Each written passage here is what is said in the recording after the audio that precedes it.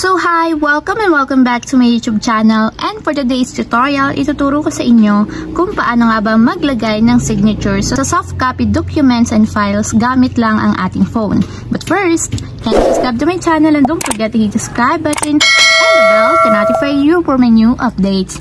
And if you want to learn more, just keep on watching and let's start! So ayan guys, for today's video, dapat meron tayong WPS Office. So kung wala pa kayo guys, mag-download lang tayo and mag-install sa ating mobile device. So ganito yung itsura ng WPS Office. So kulay orange na marad siya. So i-open ko na yung aking WPS Office. So ayan, ang gagawin lang natin guys, dapat yung pipirmahan natin na files or document na soft copy is dapat andito na siya sa inyong mobile phone. So automatic kasi kapag meron kayong mga files and documents sa inyong phone, lalabas na siya dito sa WPS Office since nga mga files din siya. So ang gagawin lang natin is itatap muna natin yung create. And then after nyan, hanapin nyo dito sa baba, dun sa tools, yung PDF signature. So dapat nga pala guys, naka-PDF file yung pipiliin natin or yung pipirmahan natin na file. So tap natin yung select document. So ayan, ito yung mga PDF sa aking mobile phone. So pipiliin ko na lang itong pinakang nasa unahan. Tap nyo lang yung files. So ayan dito, mag-create lang tayo or itatap natin dito yung create signature.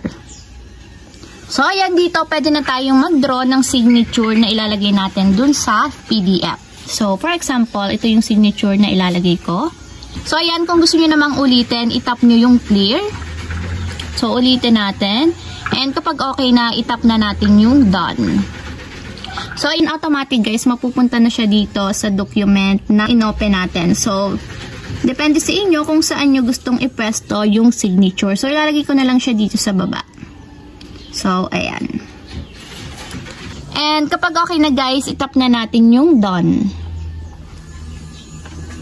So, ayun lang guys. Ganun lang kasimple. Sana nakatulong sa inyo. If you have a question, click comment down below. And don't forget to hit the subscribe button and the bell to notify you for my new updates.